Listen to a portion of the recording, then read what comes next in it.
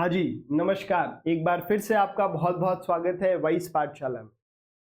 इस चैनल पर हम आपको क्लास 10th सोशल साइंस का कंप्लीट सिलेबस करवाने वाले हैं जो आपके बोर्ड एग्जाम में आएगा। ए टू जेड सारी तैयारी यहाँ पर आपको करवाई जाएगी। इसके अंदर आपको यहाँ पर डिटेल वीडियोस मिलेंगे, वन शॉट वीडियोस मिलेंगे, रैपिड रिवीजन मिलेगा, मैप सीरीज मिलेगा और सबसे important chapter wise previous year questions and sample questions आपको मिलेंगे। अगर आप वो लगा लेते हैं तो आप मान के चलिए कि आपके 90% आपका सिलेबस हो जाएगा, क्योंकि क्वेश्चन जो है वो रिपीट होते हैं हर साल। तो कौन सा क्वेश्चन आएगा ये तो हम नहीं बता सकते, लेकिन अगर हम सारे क्वेश्चन लगा लेते हैं जो प्रीवियस ईयर क्वेश्चन पेपर में आए हैं या सैंपल पेपर में आए हैं, तो आप मान के चलिए 80 to 90% वो क्वेश्चन वापस आपके आने वाले एग्जाम के अंदर रिपीट होने वाले हैं। आज के इस वीडियो के अंदर हम कोई ना तो लेक्चर देखने वाले हैं, ना कोई स्ट्रैटेजी डिस्कस करने वाले हैं। आज इस वीडियो के अंदर हम जो हाल ही में सीबीएसई ने डेट शीट को रिलीज किया है उसके बारे में डिस्कस करने वाले हैं। ये जो डेट शीट है स्टूडेंट्स, ये टेंटेटिव डेट शीट है। इसका मतलब ये फाइनल डेट शीट नहीं है। फाइनल डेट शीट आपकी बाद में आएगी। अभी सीबीएसई ने आपको टेंटेटिव डेट शीट क्यों दी है? फिर सीबीएसई ने टेंटेटिव डेट शीट इसलिए दी है क्योंकि जो फाइनल डेट शीट आएगी वो इसी से मिलती जुलती आएगी। तो जो बच्चे 10th में हैं, जो बच्चे 12th में हैं, वो अपनी स्ट्रैटेजी आज से बना सकते हैं, क्योंकि जो फाइनल डेट शीट आएगी वो भी कुछ इसी प्रकार आएगी। तो आपके पास में, अगर आपके पास में पहले से एक स्ट्रैटेजी है, एग्जाम के एंड टाइम पर नहीं है, तो वो बेहतर है। तो सीबीएसई ने 24 सितंबर को आपका एक ऑफिशियल नोटिस रिलीज किया, जिसके अंदर सीबीएसई ने आने वाले जो बोर्ड एग्जाम है उसको कब करवाएगी, कैसे करवाएगी, कितने सब्जेक्ट्स हैं, कितने बच्चे अपीयर होंगे, चेकिंग कब होगी, चेकिंग कंप्लीट कब हो जाएगी, वो सब चीजें इसके अंदर बता रखी है। तो हम एक एक करके सारी चीजें पढ़ लेते हैं। सबसे पहले ये जो डेट शीट है, ये जो नोटिस है, ये 24 सितंबर को आया है। अगर आप ये नोटिस को पढ़ना चाहते हैं तो आप सीबीएसई की साइट से इसको डाउनलोड कर सकते हैं, लेकिन जो इंपॉर्टेंट है वो मैं आपके लिए ले आया हूं, तो इससे बाहर आपको देखने की कोई जरूरत नहीं है। दूसरा, इसमें सीबीएसई ने बताया कि आपका एग्जाम जो है वो 17 फरवरी से स्टार्ट होके 15 जुलाई तक चलेगा। तीसरी इसमें सीबीएसई ने चीज बताई कि टोटल 45 लाख कैंडिडेट्स सीबीएसई का एग्जाम अपीयर करेंगे क्लास 10th और 12th में। तो अगर क्लास 10 को मैं आधा मान लूं तो कम से कम 22 से 23 लाख लोग जो है वो क्लास 10 का एग्जाम अपीयर करेंगे। टोटल आपके एग्जाम के अंदर 204 सब्जेक्ट होंगे, ये क्लास 10th और 12th को मिलाकर है। ये एग्जाम इंडिया और इंडिया से बाहर 26 कंट्रीज में और होने वाला है। तो सारी कंट्रीज को मिला लो तो टोटल 45 लाख कैंडिडेट्स अपीयर होने वाले हैं। 204 टोटल सब्जेक्ट्स है। अब इसके अंदर हमारा जो डिस्कशन आएगा वो क्लास 10th का जो टेंटेटिव डेट शीट है उस पे, और सेकंड जो क्लास 10th में दोबारा से एग्जाम होगा, जो सेकंड एग्जाम होगा, जिन बच्चों का पहला एग्जाम खत्म हो गया और वो इंप्रूवमेंट करना चाहते हैं, तो उसकी भी डेट शीट रिलीज की गई है। अब ये क्या है कि दोबारा से एग्जाम होगा। पहले सीबीएसई सिर्फ एक ही एग्जाम कंडक्ट करवाता था। आपका वो एग्जाम अगर अच्छा हुआ तो भी बढ़िया, बेकार हुआ तो भी बढ़िया, आपको इंप्रूवमेंट का कोई चांस नहीं मिलता था। अब सीबीएसई ने इस साल से क्या किया है, मान लो कि पहला बच्चे का एग्जाम अच्छा नहीं हुआ, उसको लग रहा अच्छा नहीं हुआ, तो उसके पास में चॉइस है कि वो सेकंड एग्जाम में अपीयर करके अपने मार्क्स को सुधार सकता है। अब मानो कि एक कोई बच्चा बोल रहा है कि सर मेरे तो जो है वो पहले में 90 आ रहे हैं और दूसरा एग्जाम दिया उसमें 85 आ गए और डिक्रीज हो गया, तो ये तो मेरे लिए बुरी बात है। बुरी बात नहीं है। सीबीएसई आपके इन दोनों पेपर में बेस्ट मार्क्स को कंसिडर करेगा, तो वो आपके 90 मार्क्स को कंसिडर करने वाला है। तो आपको सेकंड एग्जाम जरूर से देना चाहिए। इसके अंदर सीबीएसई ने एक और क्या चीज बताई है कि आपकी चेकिंग कब स्टार्ट होगी और चेकिंग कब खत्म होगी। बोला कि एग्जाम होने के 10 दिन बाद आपकी चेकिंग स्टार्ट हो जाएगी, और जब चेकिंग स्टार्ट हो जाएगी उसके 12 दिन के अंदर वो चेकिंग खत्म हो जानी चाहिए। इसका एक एग्जाम्पल दिया है कि मानो कि आपका एग्जाम 20 फरवरी को है, तो उसकी चेकिंग स्टार्ट हो जाएगी 3 मार्च को और वो चेकिंग खत्म हो जाएगी 15 मार्च को। ये सारी चीजें सीबीएसई ने अपने नोटिस में बताई है। अब हम चलते हैं टेंटेटिव डेट शीट की ओर। आपके जो एग्जाम है क्लास 10 के वो कब कब होने वाले हैं, कितनी छुट्टियां उनके बीच में मिलने वाली है। तो मैं इसके अंदर सारे सब्जेक्ट की बात नहीं करूंगा, मैं इसके अंदर सिर्फ मोटे मोटे 4 सब्जेक्ट की बात करूंगा। पहला है आपका मैथ्स, फिर है आपका इंग्लिश, फिर है आपका साइंस और फिर है आपका एसएसटी। अब किसी बच्चे का जो है वो एक और सब्जेक्ट हिंदी हो सकता है, किसी के लिए पेंटिंग हो सकता है, किसी के लिए कंप्यूटर साइंस हो सकता है, लेकिन ये मोटे मोटे 4 सब्जेक्ट सबके पास में है, तो हम इसकी बात करेंगे। 5th सब्जेक्ट जो है या 6th सब्जेक्ट जो है वो बच्चे अपनी चॉइस से लेते हैं, तो उसकी अपन बात नहीं करेंगे। वो आप देख सकते हैं कि आप कौन सा सब्जेक्ट आपने लिया और वो एग्जाम कब होने वाला है। तो अगर अपन बात करें, आपका फर्स्ट एग्जाम जो है वो 17 फेब से स्टार्ट होगा और पहला एग्जाम किसका है? आपका मैथ्स का। फर्स्ट एग्जाम ही आपका मैथ्स का है। हालांकि सीबीएसई जो पहला एग्जाम है वो हमेशा देखा गया है कि इंग्लिश का करवाते हैं, लेकिन इस बार फर्स्ट एग्जाम जो है आपका मैथ्स का है। तो 17 तारीख को आपका मैथ्स का एग्जाम है। फिर अगर अपन बात करेंगे, आपका 17 के बाद 21 तारीख को एग्जाम है इंग्लिश का। तो पहला हो गया आपका मैथ्स का, सेकेंड एग्जाम हो गया आपका इंग्लिश का। फिर आप अगर आएंगे तो 25 तारीख को आपका एग्जाम है साइंस का। 25 तारीख को एग्जाम है आपका साइंस का, तो साइंस आपका थर्ड एग्जाम होगा। अब ये टेंटेटिव डेट शीट है, तो फाइनल डेट शीट आएगी उसके अंदर ये 25 का 26 हो सकता है, 27 हो सकता है, लेकिन सीक्वेंस आप मान के चलिए कि यही रहने वाला है। इस सीक्वेंस में ज्यादा कोई चेंज नहीं होगा। सीक्वेंस में जैसे पहले मैथ्स है, तो आप मान के चलिए फाइनल शीट के अंदर भी आपका पहला जो एग्जाम होगा वो मैथ्स का होने वाला है। अब अगर अपन बात करें तो 25 फरवरी के बाद आपका जो सोशल साइंस का एग्जाम है वो सीधा 7 मार्च को है। तो आपका जो फोर्थ एग्जाम है वो एसएसटी का है। अगर अपन देखेंगे 7 मार्च को आपका एसएसटी का एग्जाम है। अब अगर मैं इसको एनालाइज करूं, जैसे सबसे पहला आपका एग्जाम किसका है? फर्स्ट एग्जाम आपका है मैथ्स का, और ये मैथ्स का एग्जाम कब है आपका? 17 फेब को। सेकेंड एग्जाम आपका है इंग्लिश का, ये इंग्लिश का एग्जाम कब है आपका? 21 फरवरी को। थर्ड एग्जाम है आपका साइंस का, साइंस का एग्जाम कब है आपका? 25 फरवरी को। और फोर्थ एग्जाम है आपका सोशल साइंस का, और ये सोशल साइंस का एग्जाम कब है आपका? 7 मार्च। तो ये आपके पास में मोटा मोटा एक टेंटेटिव डेट शीट है। तो इसको देखकर आप अपनी क्लास 10 की स्ट्रैटेजी बना सकते हो कि आने वाले टाइम में आपको कैसे कैसे पढ़ना है। अगर आप कंफ्यूज हो के सर मैं तो स्ट्रैटेजी नहीं बना सकता, आप अगर थोड़ी मदद कर सको तो बढ़िया रहेगा। तो अगर आप चाहते हैं कि ये टेंटेटिव डेट शीट के अकॉर्डिंग आपकी कैसी स्ट्रैटेजी रहने वाली है आने वाले दिनों में और एग्जाम के टाइम में, तो आप मेरे को कमेंट कर दीजिएगा। मैं एक वीडियो स्ट्रैटेजी पे बना दूंगा कि अब से आपको क्या करना है।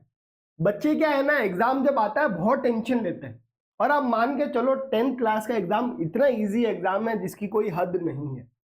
आप अगर चैप्टर वाइज क्वेश्चंस लगा के चले जाते हैं तो आप मान के चलिए कि वो क्वेश्चंस एज इट इज वापस रिपीट होंगे। अगर आप मैथ्स के चैप्टर वाइज क्वेश्चन लगा के चले जाते हैं तो मैथ्स के अंदर इवन नंबर्स भी चेंज नहीं करते हैं। जो वो नंबर वहां थे वहां अगर 8 है तो इस वाले में भी 8 लिखेंगे। बहुत कम चेंजेस हैं और बहुत कम नए क्वेश्चन बनते हैं।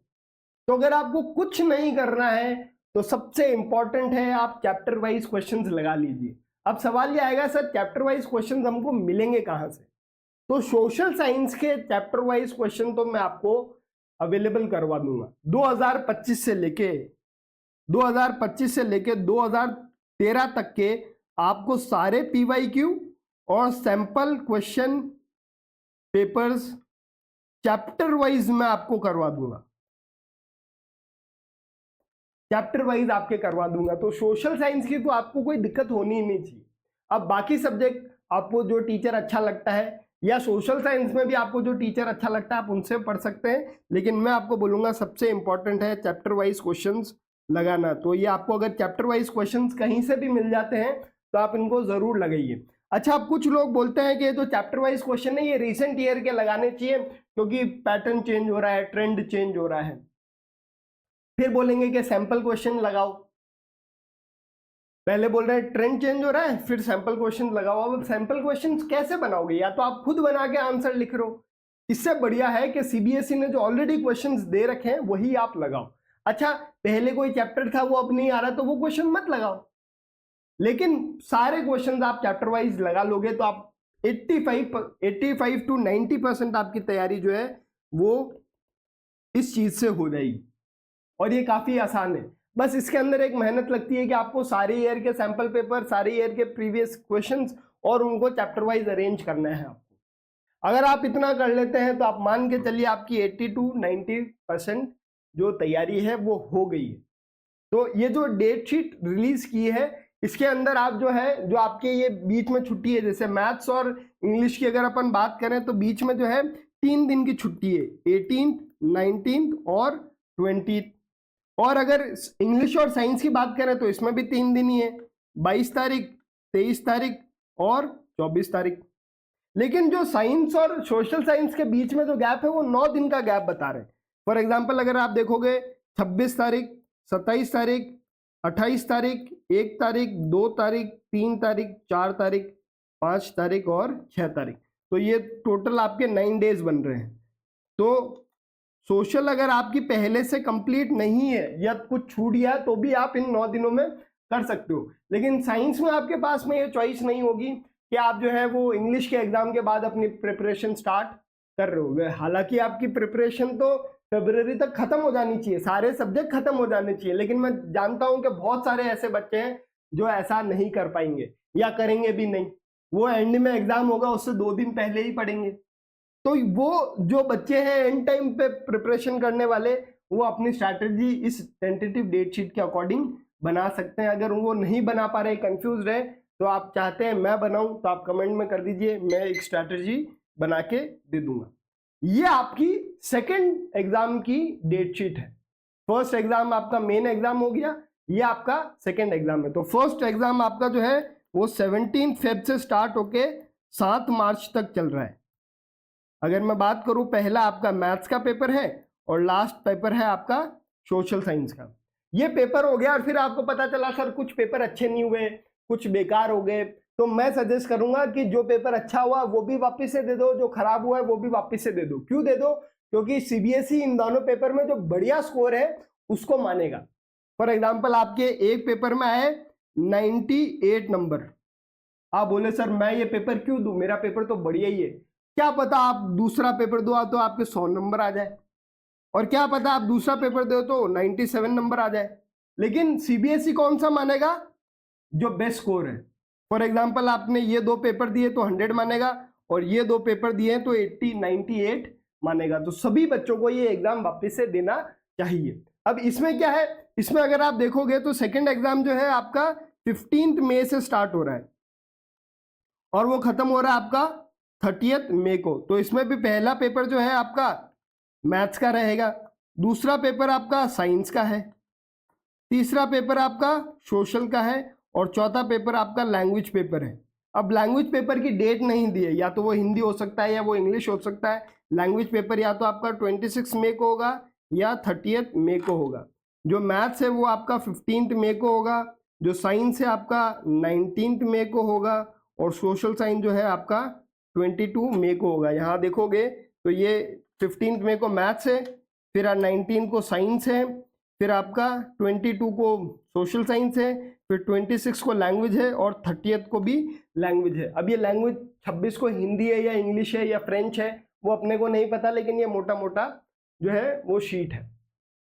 तो ये सीबीएसई की टेंटेटिव डेट शीट है, और आप मान के चलो जो फाइनल डेट शीट आएगी वो भी इससे मिलती जुलती आएगी। 19-20 का फर्क हो सकता है, ज्यादा फर्क नहीं होगा।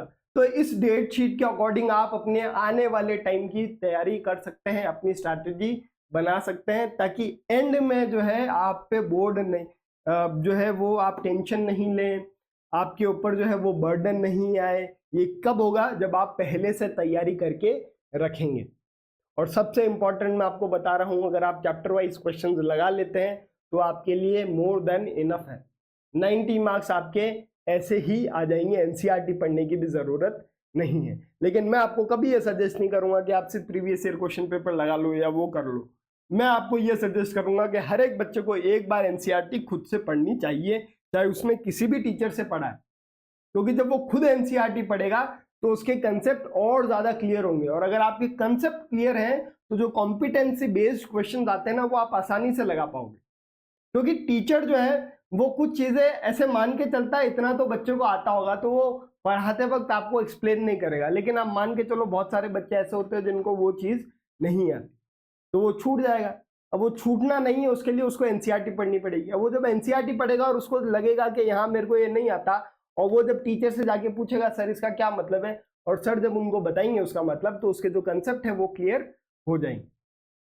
तो ये था हमारा आज का वीडियो। आई होप आपको ये आज का वीडियो बढ़िया लगा। आपको आज का वीडियो बढ़िया लगा तो प्लीज इस चैनल को लाइक कीजिए, शेयर कीजिए, सब्सक्राइब कीजिए। और अगर आपको आने वाले टाइम की स्ट्रैटेजी चाहिए तो कमेंट बॉक्स में स्ट्रैटेजी लिख दीजिए। नेक्स्ट वीडियो में स्ट्रैटेजी पे बना दूंगा कि आपके 15 फरवरी तक की आपकी स्ट्रैटेजी कैसी रहेगी, उसके अकॉर्डिंग अपन एक स्ट्रैटेजी बना देंगे। कितना टाइम अपने पास में है, मोटा मोटा अपने पास में 110 से 120 दिन पड़े हैं, और 110 से 120 दिनों के अंदर हमको कैसे पूरा सिलेबस करना है, ये अगर आप चाहते हैं तो मैं आपके लिए एक स्ट्रैटेजी बना दूंगा।